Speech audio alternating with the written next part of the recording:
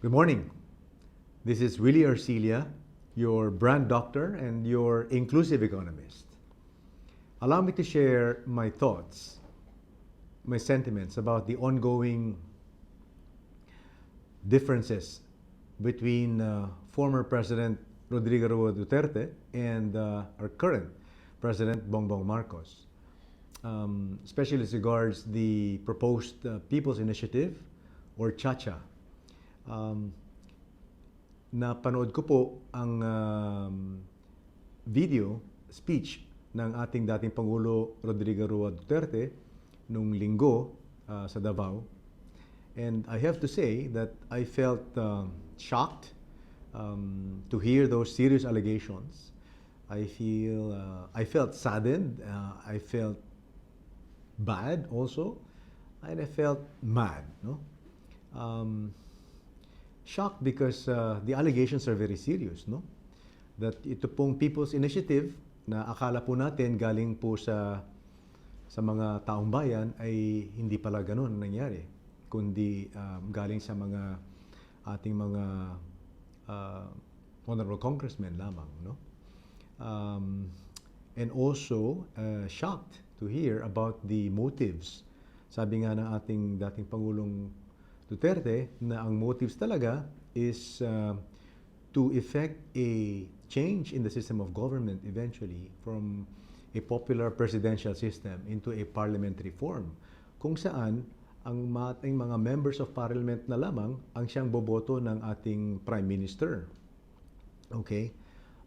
At may plano nga daw po na ang kampo nila Madam First Lady Liza Araneta Marcos together with the Speaker of the House, Martin Romualdez, sila po ay nagpaplano na ilagay si Sandro Marcos bilang Prime Minister to perpetuate themselves in power.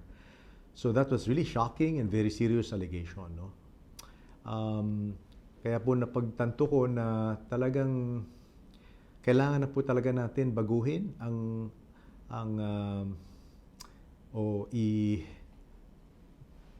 itigil na, baliktarin itong sumpa na, if you remember, I was talking about it in episode 6, no? Mahalas ang Pilipinas. No less than President Duterte himself said, no? Mahalas ang Pilipinas, no? Dahil nga halos lahat, hindi lahat ng mga umupong mga pangulo ay nag-ambisyon na manatili sa kanilang pwesto at panatiliin pa ang kanilang position in power. Ito po ay hindi kanais-nais, no? Sabi nga ni Pangulong Duterte, meron po tayong constitution where we decided to limit the term of office, no? That was the 1987 Constitution. So, ito po ay, again, senyales ng ating, sabi ko nga, ang sinumpa na bayan ni Manuel Quezon. Nung sinabi po niya, noong 1939, I prefer a government run like hell by Filipinos to a government run like heaven by Americans. Imagine po ninyo, no?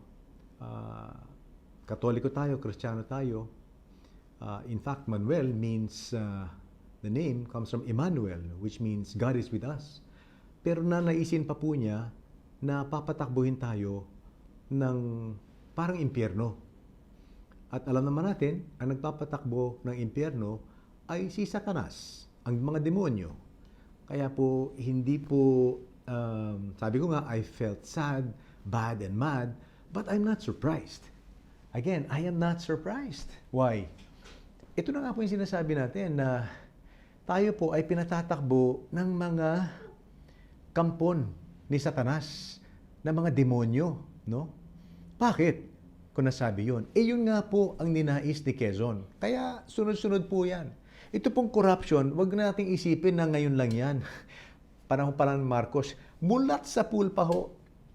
Puro magnanakaw na po mula dun sa sinauna. After the American occupation, yan po palagi ang pinaglalabanan. Corruption, corruption, corruption. Mula kay Quezon, kay Rojas, Okay? Osmeña briefly, Rojas, etc., all the way down. Puro corruption. Hindi po inimbento ang corruption ni Marcos. Mula sa pool, corruption, may corruption na po. Bakit? Because instead of invoking God, we invoke Satan. Okay? So, hindi ako nagtataka na ganito po nangyayari. No? I am not surprised. And that's why I was saying we need to reverse the curse of Quezon. And at the same time, we need to forge a new vision. Kaya po, 2-in-1 sana ito. 2-in-1. We must, once and for all, reject the curse of Quezon. No? Instead of a government run like hell by Filipino politicians, we must demand a government run like heaven by Filipino patriots.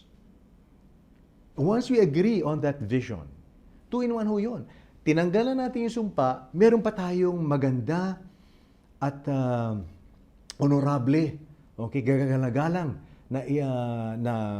na vision para sa lahat ng ating taong bayan. Siguro naman, wala sa atin ang magnanais, okay, na manirahan sa isang bayan na parang impyerno na katulad ng nangyayari sa atin. Palagay ko naman, wala pong magnanais na ipagpatuloy ang isang bayan na parang impyerno katulad ng bulok bayan natin. So, bukod po doon, sa wala tayong vision, matatanggalan natin lahat ng malas, lahat ng sumpa na yan. Okay? At gusto ko rin idagdag na ito pong alitan, ito pong hindi alitan, kundi talagang open warfare na ho ito dahil sinasabi nga ng ating dating Pangulong Duterte, hinihikayat po niya ang ating mga militar at ating mga pulis. Hulihin na ang lahat ng mga kongresista. Sa ibang bansa, kudeta na yan, no? Kudeta na yan. Binibigyan ng order ng dating Pangulo, hulihin ang mga lawmakers natin na nagsitanggap ng 20 million bawat isa para ipasa itong People's Initiative kuno na hindi naman pala. Kung hindi isang initiative lamang ng sila mismo na tinututulan din ng Senado. So nakita ninyo I hope this convinces you, no? Ito po ay senyales na sinapian na po sila ng demonyo sa Malacanang, sa Senado, sa Kongreso. Sinapian na po sila.